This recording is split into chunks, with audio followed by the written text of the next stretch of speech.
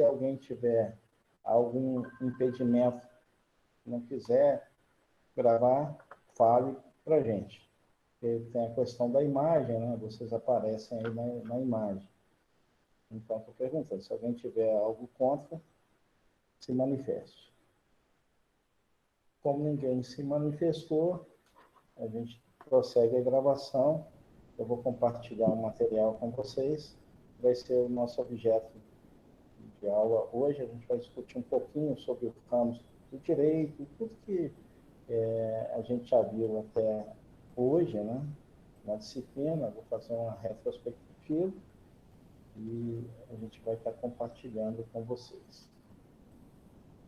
Quanto a mim, tudo bem. Pode mandar minha foto para todo mundo aí.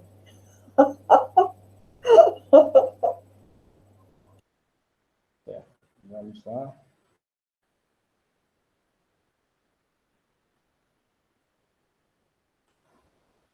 Estou compartilhando o material.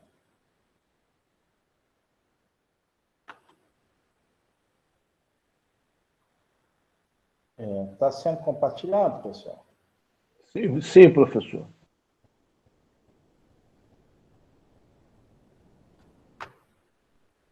Então, Teoria Geral do Direito Público e Privado, ramos do direito. Então, nós vamos falar um pouquinho para vocês hoje sobre o histórico do direito, os principais conceitos no direito, né? Os principais conceitos, a diferença entre lei e norma, as origens do direito. Muitas das coisas que nós vamos falar aqui, nós já conversamos nas aulas anteriores. Nós vamos apenas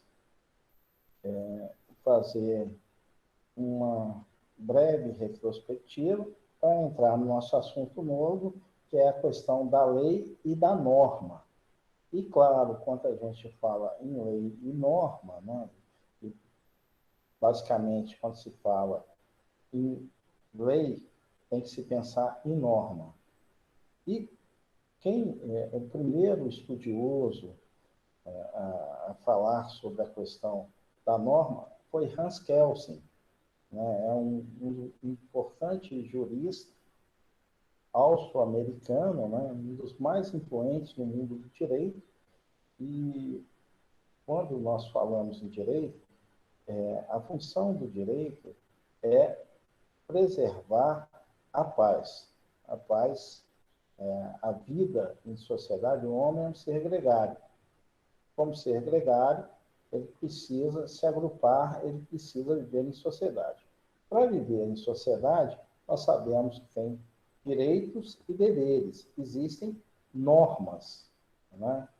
Então, Hans Kelsen, ele coloca o direito como um grande conjunto de normas, né? Um grande conjunto de normas. O homem que vai o quê? Disciplinar a conduta do homem. Ele coloca o direito como um grande conjunto de normas que vai disciplinar a conduta do homem. O homem, para viver em sociedade, para buscar o bem comum, ele precisa de normas. E essas normas, elas são o quê? Coercitivamente impostas pelo Estado. Como é que é? Você é obrigado a cumprir? Sim, porque existem regras. Habemos legem, temos leis. Quando você descumpre a lei, você está sujeito o quê? À sanção.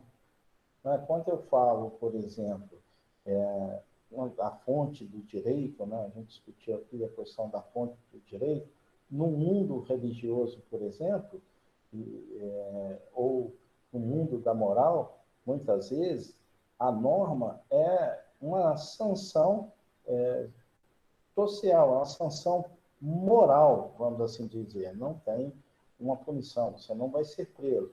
Olha, você desobedecer o pai, você não tratar bem o mais velho e tudo, ninguém está falando que você tem que agir ou não daquela forma.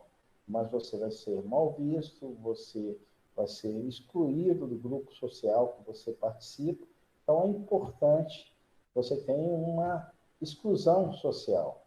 No caso do direito, né, Hans Kelsen coloca para a gente que existe o quê? Uma punição, não existe o direito. Primeiro, o direito tem que estar positivado. Não existe uma punição sem uma regra anterior. Eles têm que estar positivados. E, estando positivado, ao descumprir a regra, a regra era para o bem comum, para o todos. Ao descumprir a regra, você está sujeito ao quê? A uma sanção social, a uma punição.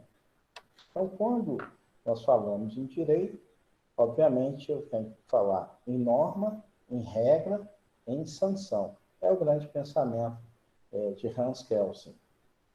Bom, o próximo item que temos que falar com vocês é a questão do fato e do ato jurídico. Fato jurídico são estado das coisas que entram para o mundo jurídico sem interferência da vontade humana, por exemplo. Uma relação de parentesco, a questão da idade, não tem uma interferência, é um fato, está ali, vai acontecer.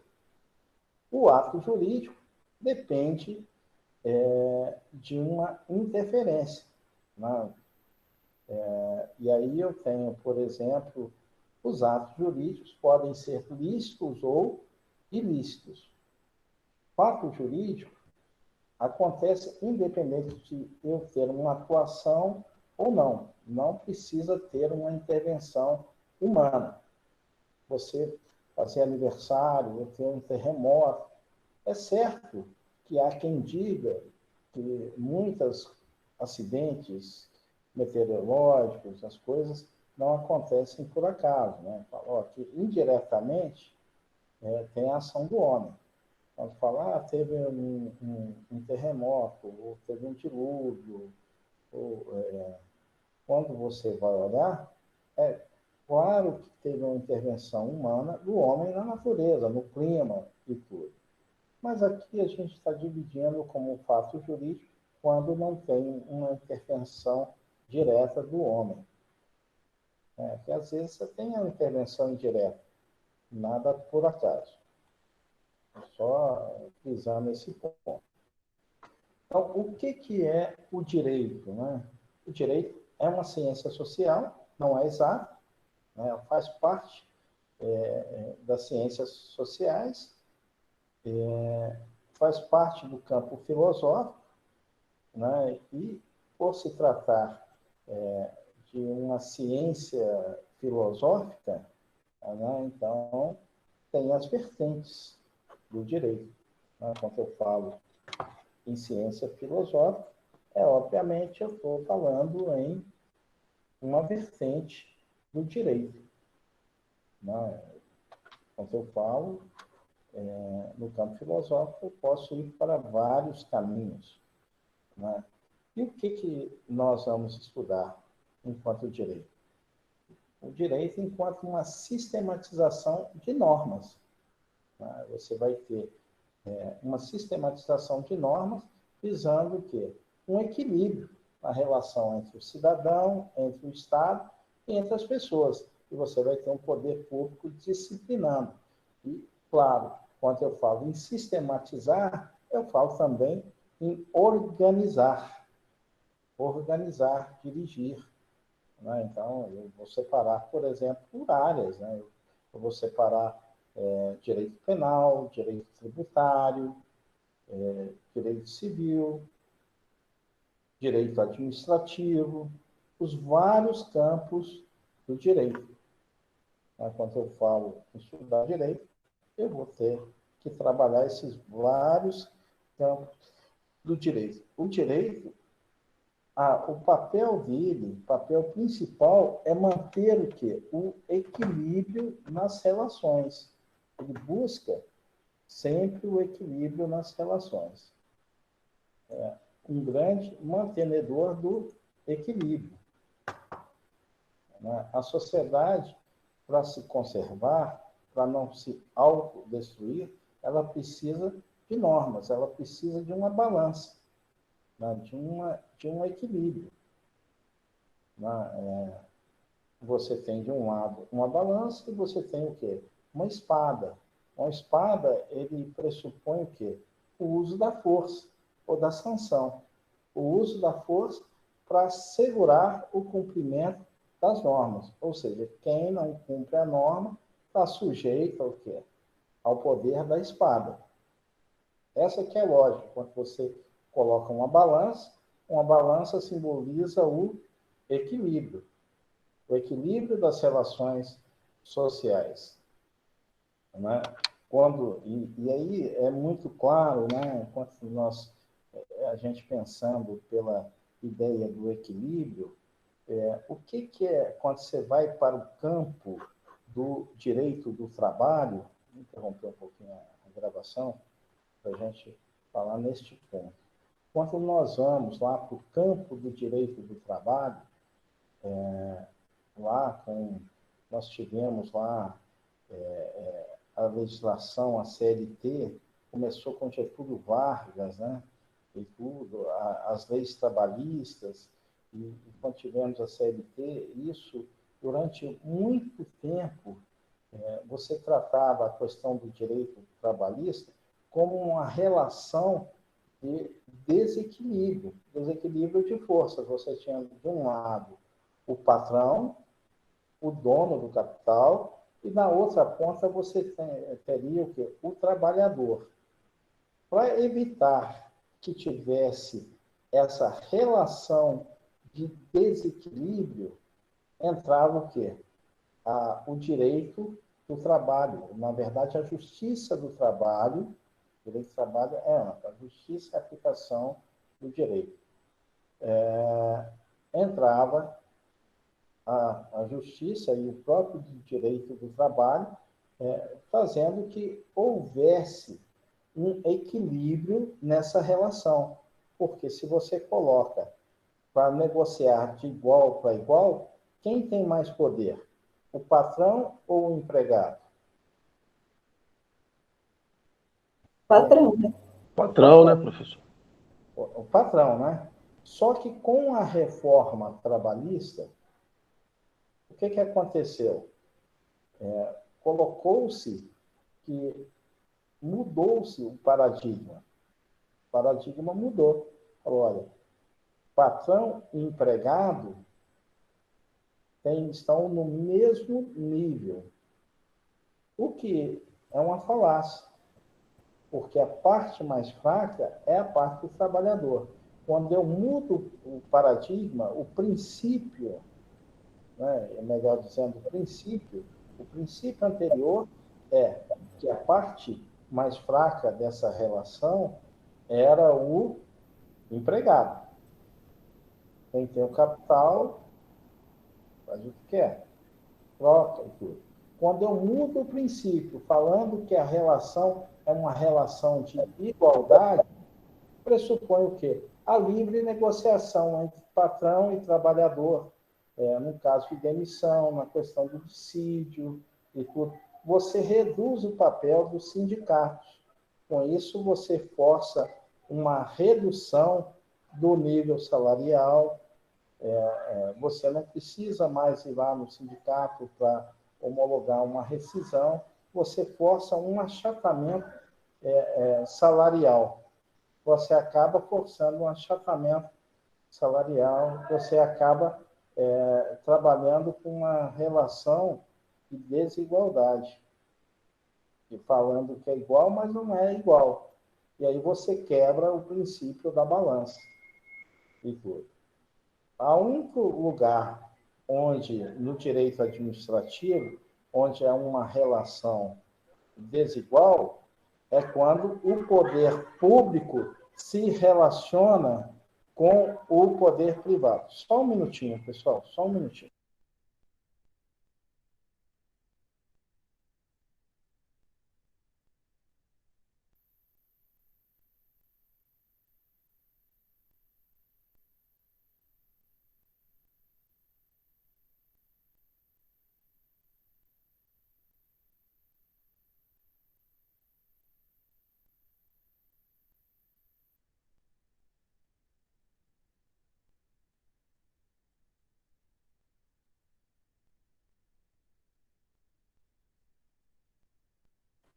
Desculpa, viu, pessoal? Eu tive que sair, o pessoal, os problemas de trabalhar em casa, é isso.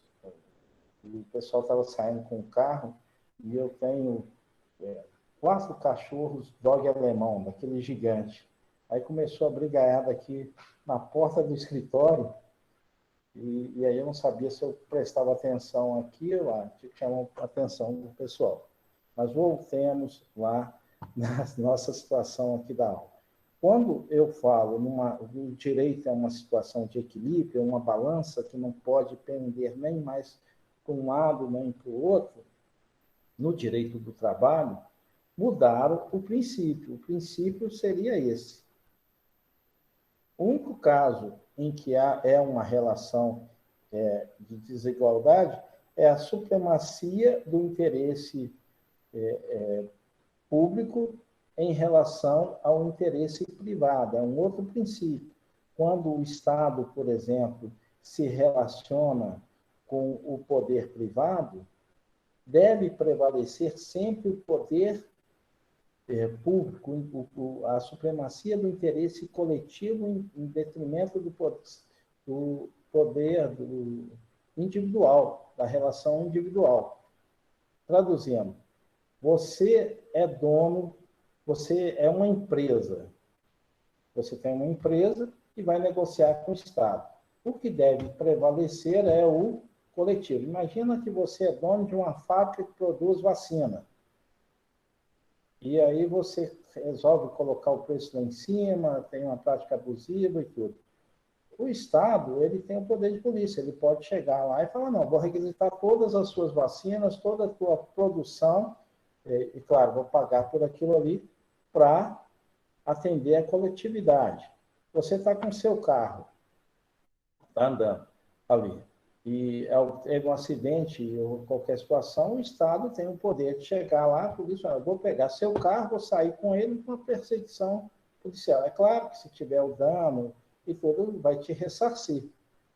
Você é dono, mas o Estado pode requisitar nesses casos. Você tem um imóvel que está ali, está lá numa praça e tudo, na praça não tem a diversão e tudo, e o prefeito resolve usar lá o fundo do seu imóvel para projetar um vídeo nas costas do seu prédio lá, para poder passar um filme para toda a população. Ele pode fazer isso? Pode, porque é uma relação de desigualdade, eu tenho que o que vai prevalecer é a supremacia do interesse coletivo sobre o interesse individual. Tem alguns casos que tem exceção, mas na prática, o direito ele é uma relação de equilíbrio. No caso do direito trabalhista, se colocou como uma relação de equilíbrio. A gente sabe que não é uma relação de equilíbrio. Quando tivemos a reforma trabalhista, isso teve todo um impacto. Né? Teve todo um impacto. Eu vou voltar a compartilhar. Eu voltei para fazer essa parte, né, que eu achava importante a gente estar comentando com vocês e tudo. Eu vou... Deixa eu ver aqui na janela. Na janela.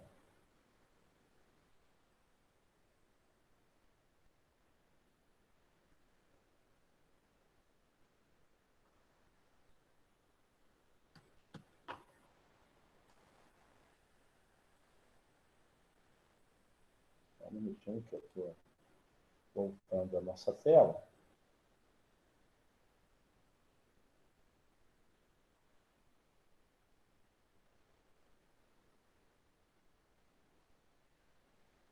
Então, o direito ele tem esse papel de manter o quê?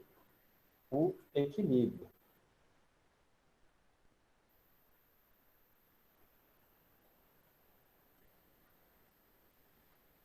Tá, estamos compartilhando a tela, pessoal?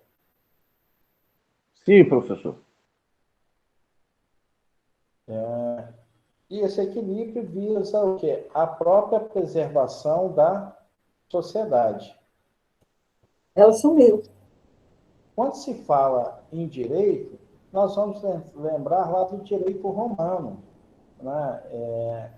O romano, quando se fala na antiguidade, foram os grandes juristas. Professor, a tela sumiu. Sumiu? Sumiu. Vamos voltar a compartilhar. Vamos ver o que aconteceu. Vou apresentar agora.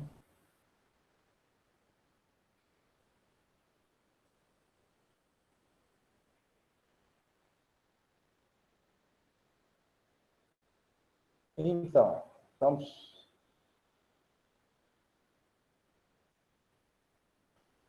Ok, está apresentando, né?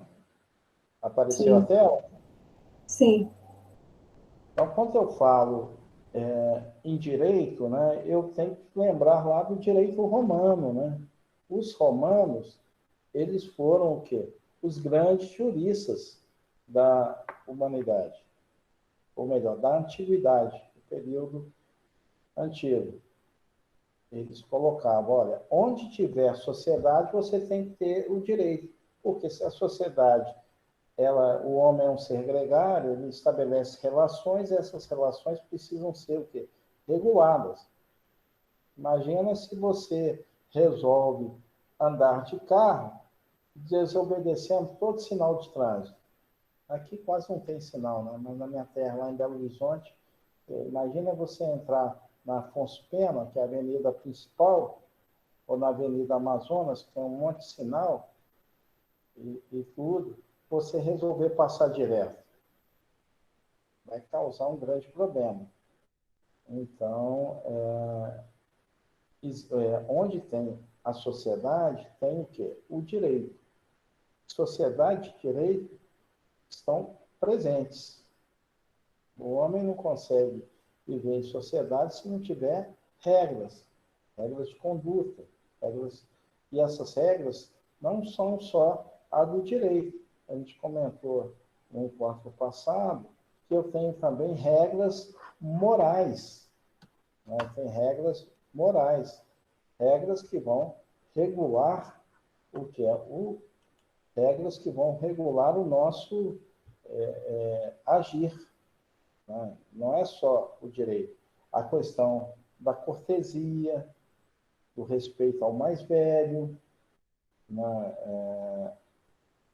A questão da tradição, do temor a Deus, são regras morais, são regras de conduta. Além que você tem outras regras, né? A regra, o grupo social, muitas vezes, ele tem regras de conduta para você, se você quiser fazer parte daquele grupo social, você vai ter que ter uma regra de comportamento, né? Você é obrigado, você não é obrigado a estar naquele grupo, mas se você quiser participar daquele grupo, você vai ter que seguir as normas daquele grupo. Nós tem aqui um padrão de conduta, e isso vale para tudo. Mesmo se você, por exemplo, você faz parte de uma organização criminosa, ele tem regras. Ele tem regras de conduta. Você vai ter que seguir aquelas regras. Tudo tem regra, tudo tem lei, tudo tem norma. E muitas vezes, quando você está num tipo de grupo, ali é uma situação de alto risco. Por exemplo, lá no início da carreira, eu me formei muito cedo, e o meu primeiro curso foi matemática. Eu fui professor de matemática há muitos anos. E eu ensinei lá no ensino médio, no ensino fundamental, e eu dava aula em Belo Horizonte, numa escola da prefeitura de Belo Horizonte, e nessa escola, você subia, era na Pedreira Padre Lopes. A Pedreira era um dos locais, e é até hoje, um dos mais perigosos de Belo Horizonte. E tudo. Eu subia, naquela época, né? Eu ia de carro, formei muito cedo, tinha carro da época, era uma Opala, tinha uma Opala de pomata, bonito, teto de vinil, era o último modelo, muito novo, formado. e tudo. Eu trabalhava no Banco do Brasil de manhã e dava aula na Prefeitura de Belo Horizonte. Aliás, dava aula de manhã e trabalhava à noite, à tarde, né? E depois eu inverti. Mas eu subia de carro lá, parava, porque chegava um ponto que o carro não ia. A escola era lá no alto do morro e tudo. Lá dentro do morro, você dava aula para os filhos dos traficantes e os filhos dos trabalhadores também, que moravam na favela. Eles não falam favela, falam aglomerado e tudo. E lá a gente via regras. Um dia eu descendo com o carro e tudo, né? Saí da escola e tudo. Quando eu estou descendo, chegou o pessoal do morro, falou, perdeu. Passa a chave do carro com a arma. É, entendeu, né? Aí passou um menininho, aí virou e falou, professor. Aí quando ele viu que era o menino do morro, falando, professor, você é professor? Sim, eu dou aula aqui para vocês. Ah, não, nós estamos querendo vender essa arma, você não quer comprar? Não, não quero. Então vai com Deus, vai bem e tudo. Porque para eles ali na comunidade, estava levando educação e eles respeitavam a figura do professor que estava ali e aquele menino foi lá e falou, tem toda uma regra. A gente via lá no morro situações onde o Estado não chegava, o, a contravenção chegava. Muitas vezes chegava através de um remédio e tinha regras. Roubar, não roubavam ali, o negócio deles era tráfico na região. Se algum moleque daqueles roubassem, eles matavam. Era proibido o roubo no morro e tudo. E naquele dia eles queriam pegar o carro, que era o Opala, para fazer o que eles chamam lá de bonde, né? Pegar esses carros para usar no tráfico. Mas não tinha isso. Eu tinha um carro que chamava atenção para a época e tudo, mas eles respeitavam e nada me aconteceu e eu aprendi muito ali no período que eu lecionei ali e tudo. A forma de conduta que tinha ali com o povo, não adiantava. E você tinha que dar muito exemplo, porque os garotos, as garotas eram cooptados pelo morro, porque eles tinham sonhos, né? Você ligava a televisão, tá passando lá Copacabana, o carro, isso, aquilo, sonhos de consumo que que a sociedade prega. E aí via o dinheiro fácil, né? Para ser lá isolamento do morro e tudo. É um grande problema. E é um problema também moral. E se fala também em normas ali naquela comunidade, né? A gente via isso ali. Às vezes alguém passando mal, eles chegavam lá, mas era de alto risco também. Porque vira e mexe, tinha toque de recolher, tinha tudo, tinha regras no Estado, e tem até hoje. E tem até hoje regras de comportamento. Então, quando eu falo em direito, né, em direito você tem regras dos homens para com outros homens. Quando eu falo em moral, não, eu tenho regra dos homens para com Deus. Eu estou falando, por exemplo, de uma moral religiosa, de uma moral social, de uma moral individual, de uma moral familiar, de um grupo, por exemplo, né? Se você vai na maçonaria, para você estar lá, você tem que ser um homem livre de bons costumes. Você tem deveres para com Deus, para com a pátria, para com a família, para com o trabalho, para com o desenvolvimento da humanidade. Você tem alguns valores, né? Você, independente daquilo estar em lei, está positivado, são valores que você o quê? Acredita. Né? São valores que você acredita, né? Que você apegua. Né? A gente está ali e observa.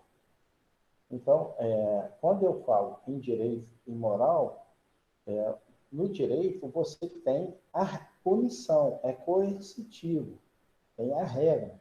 Independente da sua vontade, você vai ter que cumprir. Se você não cumprir, você vai ter o quê? Uma sanção, né?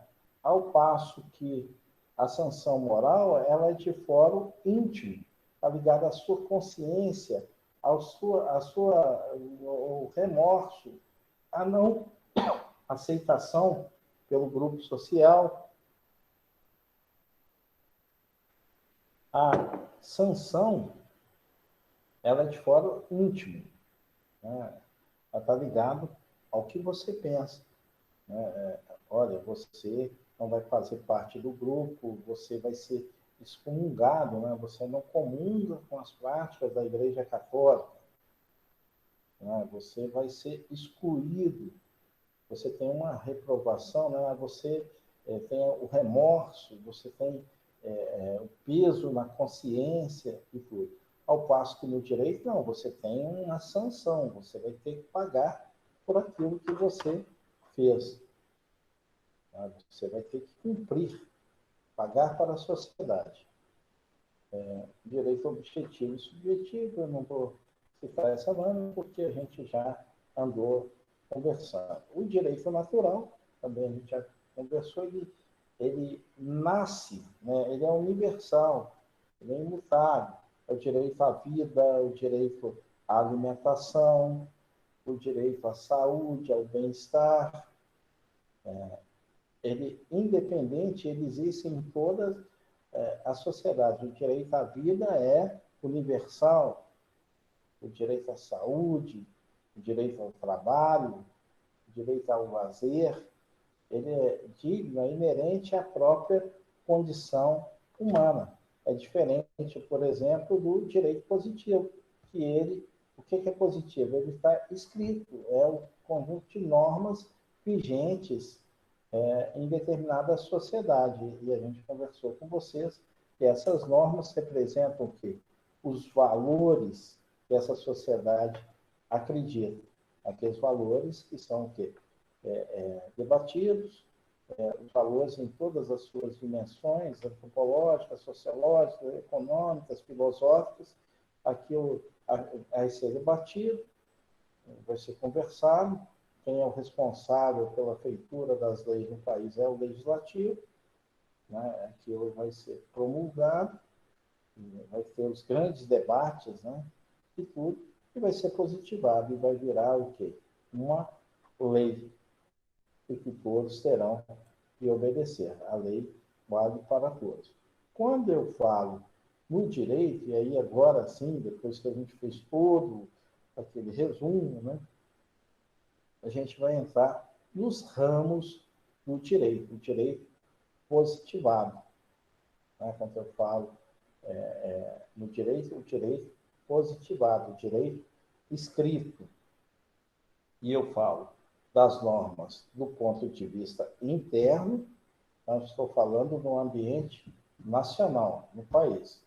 E eu falo das normas internacionais, que vão regular as relações de estados para estados. Estado nacional, Brasil, República Federativa do Brasil, com, por exemplo, a Venezuela, com a Argentina, com os Estados Unidos, e eu vou ter regras do direito internacional. E também, quando eu falo no direito, tanto no direito nacional, eu tenho a questão do direito público e do direito privado. Público são o quê? As empresas, de uma forma geral, são quando eu falo direito privado, privado eu estou falando das empresas, das pessoas. E quando eu falo em público, eu estou falando do Estado. Né? Eu vou ter regras. Lá fora também. Quando eu falo do ponto de vista externo, eu tenho o direito internacional público, que é o Estado, o Brasil negociando com o Canadá.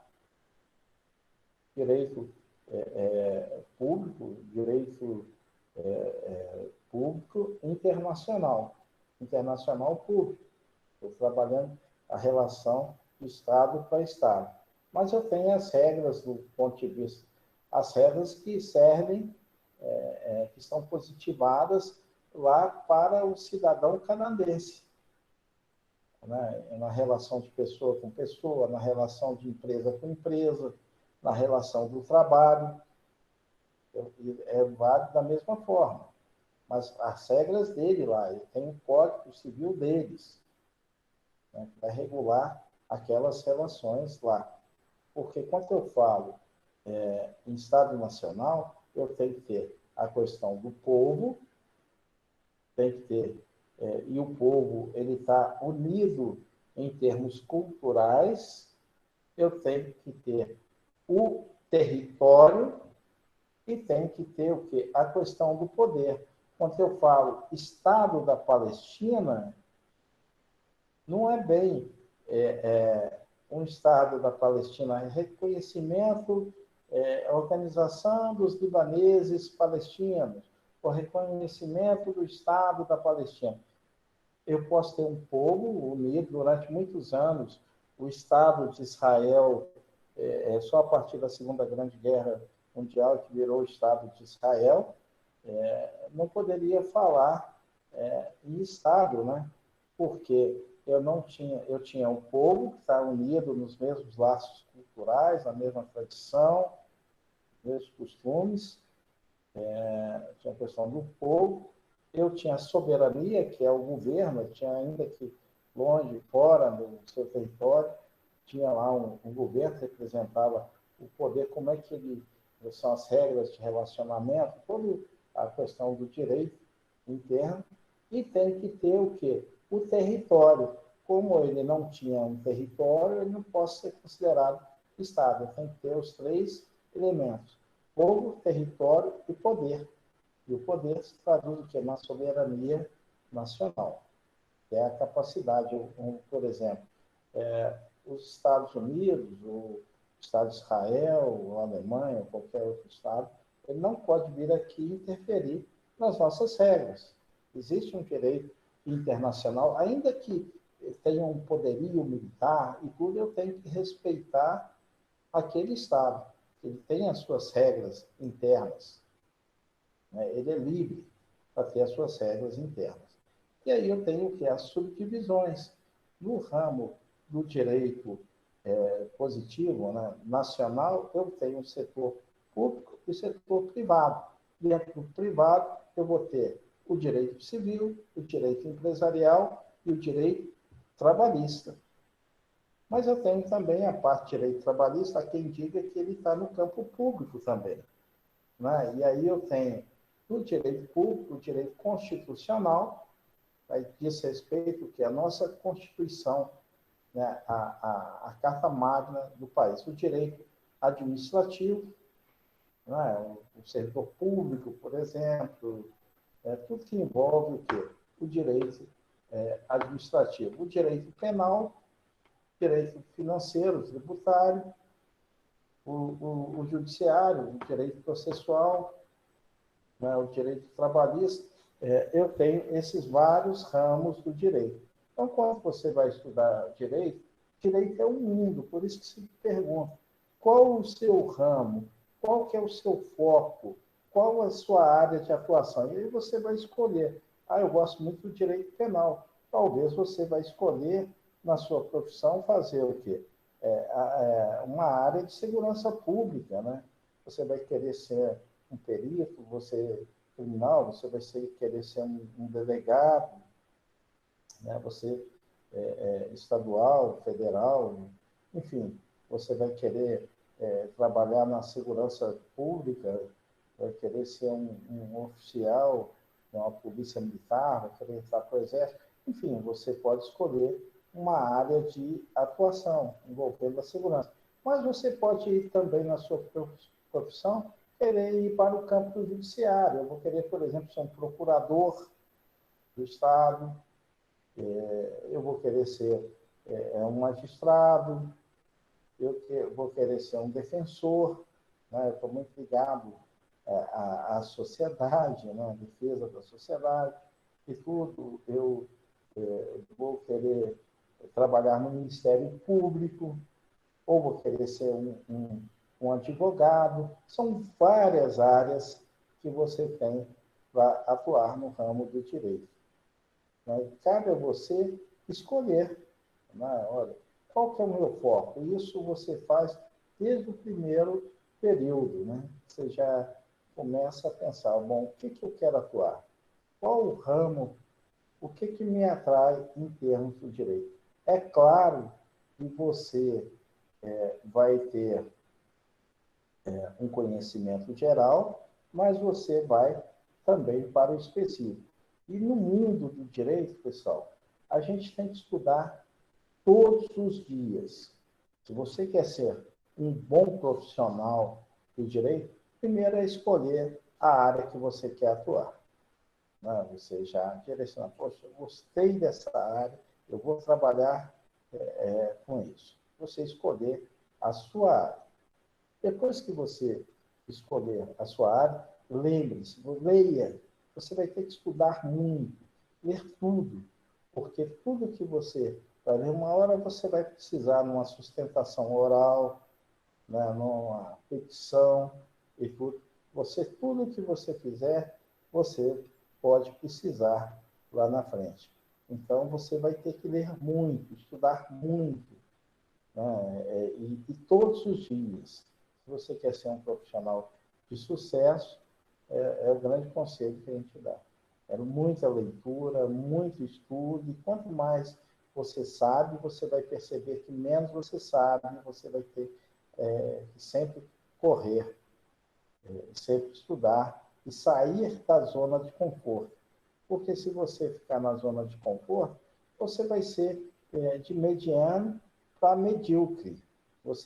Quem está na média, para ser medíocre, é pouquinho. Você fica na zona de conforto e você não vai evoluir. Você tem que ser cada vez mais, e para ser cada vez mais, você tem que ter um programa intenso de estudo, de capacitação, de busca de novos conhecimentos, de, enfim, esgotar, né? Saber tudo que está acontecendo na área, os julgados. É uma área de muito estudo, mas que é altamente compensador. Não pense no dinheiro, porque o dinheiro ele virá. Quando você faz tudo isso, você vai ganhar dinheiro. Você vai ser o melhor. Agora, o melhor vem com muito estudo, com muita dedicação, com muito trabalho, com muito esforço. Ok, moçada? Então, falei aqui sobre os ramos do direito, corri um pouco a tela, né? Direito público e privado, né? Quando eu falo direito público, o Estado vem lá do direito romano, né? O modo de ser do Estado romano. E privado, os interesses dos particulares. Não mudou muita coisa, é basicamente isso. Quando eu falo em direito público, eu estou falando no Estado. Quando eu falo em direito privado, eu estou falando em interesse particular.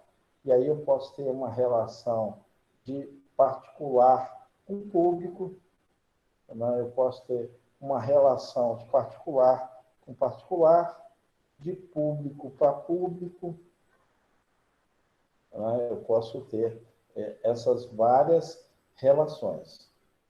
Né? E aí você vai olhar qual o campo do direito que você vai aplicar, né? Você interrompe um pouquinho para a gente estar conversando. Quando eu falo nessa relação, a gente qual a modalidade do direito que vamos aplicar. Por exemplo, uma relação Banco do Brasil.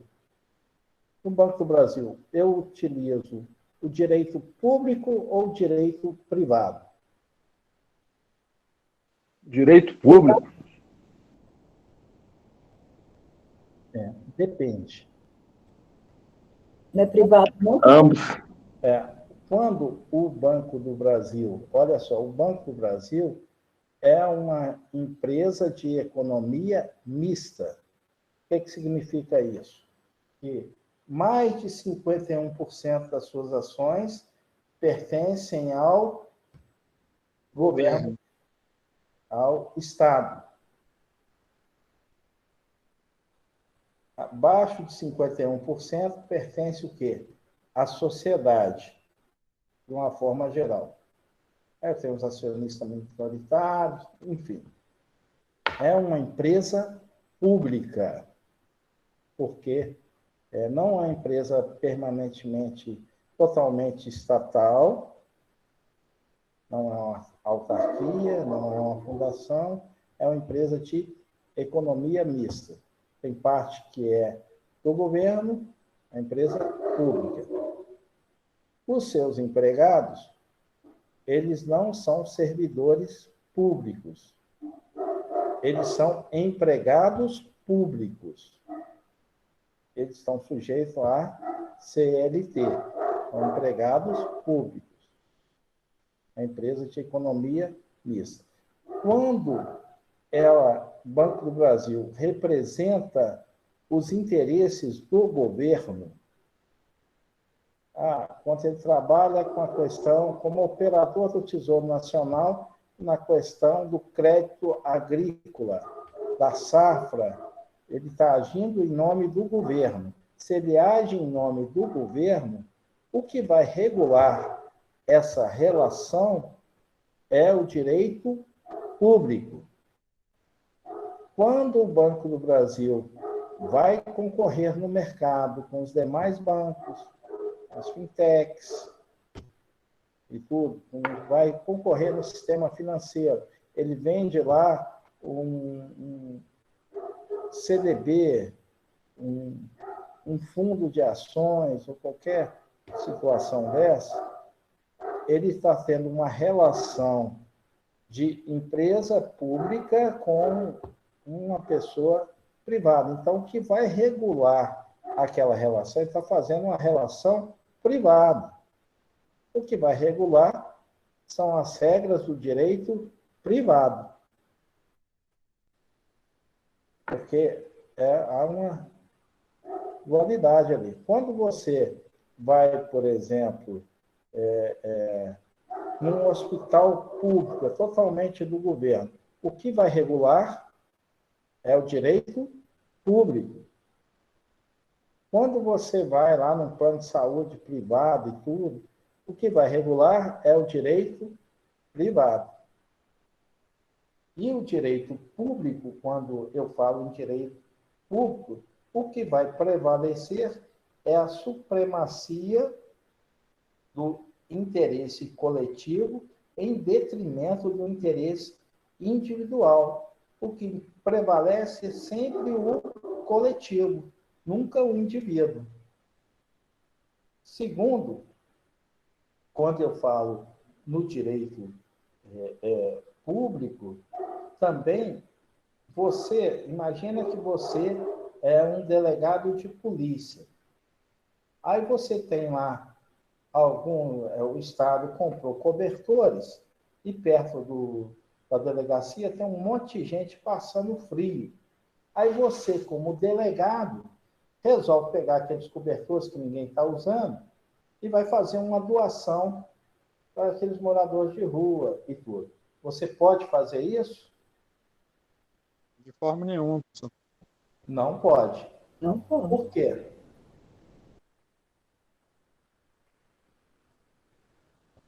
Porque é do Estado, não é dele, né, professor? Eu só posso fazer aquilo que está previsto em lei. Não é dele. Você está ali representando. É um agente público. É um servidor público. Diferente, se for no direito privado, eu posso fazer tudo. Se não está previsto, não tem nada contra, eu posso fazer. No Estado, eu só posso fazer se está o quê? Positivado, se está prescrito em lei. Eu só posso fazer aquilo que está previsto em lei, senão eu vou ser processado, eu posso até vir a perder o cargo público. Então, essa que é a diferença, né? A relação. Isso quer dizer, se ele o fizer, é que ele é um roubo, né? É como se fosse, não é isso? Oi? Estou falando assim, se ele vir a fazer uma coisa assim, é como se fosse roubo, né? Sim, ele está prevaricando, ele vai ser enquadrado aí. Ele não pode, ele só pode agir com o que está previsto em lei. Mesmo com a posição que ele tenha, ele está... Ele não é dono, ele só pode seguir o que está na lei. Está no regulamento, está na norma e tudo, aí você pode. E outra, se a pessoa chegar, imagina o seguinte, o cara entrou para o Exército. Aí lá, quando ele tinha 18, 19 anos, puseram ele lá no setor de armamento, ele começou a desviar armamento. Meteu a mão, vendeu e tudo. Aí 25 anos se passaram, ninguém descobriu e tudo. Um belo dia, descobrem. Aquilo está prescrito? 25 anos depois. Não. Não. Porque há uma interrupção e a pessoa pode perder o cargo. Aqui vai se abrir um processo, ficou latente, ficou escondido, e vai correr tudo de novo. Ele está perto de se aposentar, ele perdeu o cargo, perdeu tudo. E pode ser expulso, né? Tem uma conduta ilibada, quando você é um servidor público. Então, fez isso lá atrás, há 25 anos. Não tem prescrição. É muito mais rigoroso. Às vezes as pessoas não têm noção de tudo. Entrando no serviço público, aí, dependendo do que fizer, vai ser punido. Isso é muito comum a gente ver aí no... O pessoal que fez direito trabalhista comigo, eu sempre comentei isso, né? A pessoa vai lá e tira um atestado falso, licença saúde falso, e depois é visto aqui bem pertinho da gente, lá em Caldas Novas, coloca na rede social e tudo. Não fui trabalhar na sexta e foi visto lá em Caldas Novas. Aqui, Esse é o golpe mais comum, né, professor? é muito comum. Pessoal, ainda mais pessoal que alega bucite, né? Acho que é bucite. Pessoal que trabalha mexendo no computador, alega que agora tem possibilitado de resolver a função, acaba encostando por INSS. Aí, de período em período, a pessoa tem que ir lá, né, para renovar o documento, mais uma hora a casa cai. Isso. E quando é descoberto, né, no caso, falsificou lá o atestado médico, foi por ali, a gente vê, atestado médico, fica um camarada com a placa andando assim, atestado médico. Só vai lá, comprou o atestado e tudo, aí é descoberto. E não tem, aquilo é falsificado. Além de ser excluído do serviço público, ela fez um concurso e tudo, vai ter um processo administrativo que vai culminar na exclusão dele, ele vai ser mandado embora, sem direito a nada, vai ficar com o nome manchado durante 5 anos, ele não pode fazer novo concurso, nem nada, maculou o seu nome, né? Ainda vai responder um processo criminal. E tudo. Então é muito sério, às vezes a pessoa vai lá, eu vou um dia só, aí coloca na rede social, alguém pega junto aqui no processo, porque hoje a vida de todo mundo é muito aberta, né? Colocou na rede, uma vez está lá na rede e tudo, ninguém vai tirar, aquilo ali vai ficar permanente, anos. De 10, 15, 20 anos está lá. Professor, antigamente não tínhamos esse problema, né? Porque não havia rede social, não havia nem telefone, né? Então, naquela época a gente era mais resguardado. Agora, ultimamente,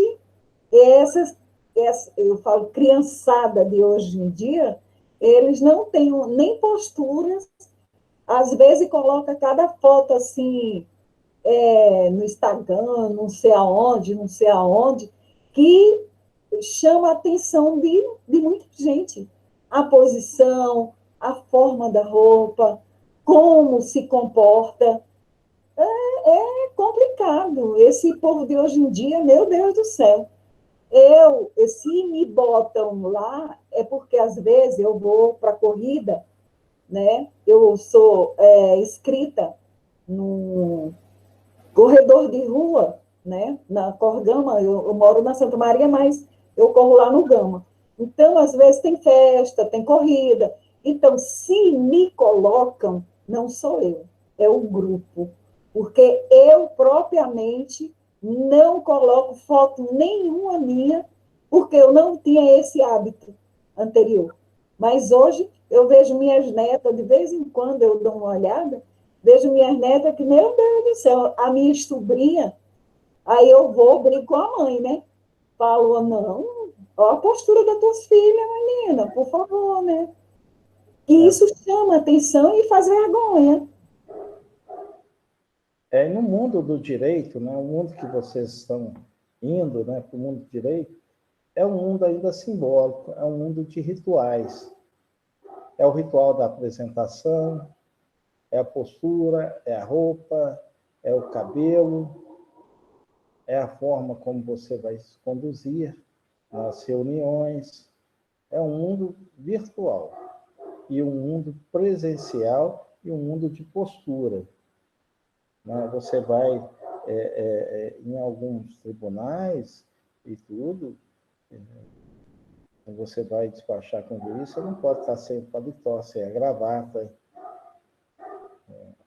Né? A mulher não, vai ser olhado a roupa, né? E tudo que está se usando. E tudo. Você tem que começar a se portar como profissional, como operador do direito. Desde o primeiro período, você escolheu essa profissão, saiba que é uma profissão que é simbólica, que tem os rituais de apresentação, de vestimenta, de postura, o português adequado. Você o tempo todo vai ser observado. Né? Você, desde o primeiro período. Né?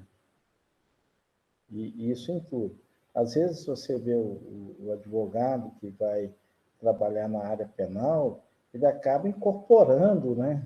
A gente brinca muito, o linguajar, mas muito cuidado com isso. Né? Você, enquanto profissional, a sociedade espera um tipo de comportamento social. É aquilo que a gente entra na questão moral, né? Na aprovação social, senão você não vai ter clientes, você não vai ter bons honorários. Você tem que começar a se apresentar como tal. Isso desde Tem os que ter primeiros. muito cuidado, né? Porque é questão de honorário mesmo, e tudo. Né? O Daniel, falando do ABA, né? Mas vamos seguir.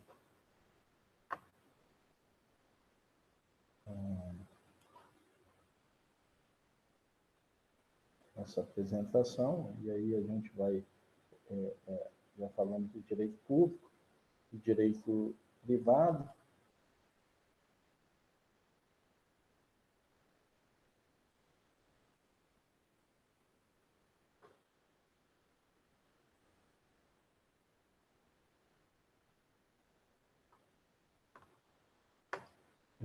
Professor, Oi, pois não. eu queria que o senhor tirasse uma dúvida, porque eu vi lá naquela chave lá, tem direito trabalhista tá tanto no privado como no público. Eu queria ver um pouco a diferença em situações. Sim, porque há quem classifique o direito trabalhista, ele é tipicamente na relação de empresa privada com empresa privada. ou com pessoa física, né? E tudo. Mas o direito trabalhista, eu tenho lá a relação, por exemplo, de empresa pública com empresa pública, acordo de cooperação do servidor público. Ele está nos dois, na verdade. Não dá para eu classificar. Isso vai depender de cada situação. É isso que a gente quis colocar. Não é tipicamente só do setor privado, as relações de trabalho e tudo. Ok? Eu posso ter ele nos dois vertentes. Bom. Obrigado, entendi. Ok? Depois a gente vai dar mais exemplo como isso acontece. Então, o direito público vai trabalhar com o interesse da coletividade, o direito privado, as relações jurídicas individuais, ou a relação de empresa para empresa. Aqui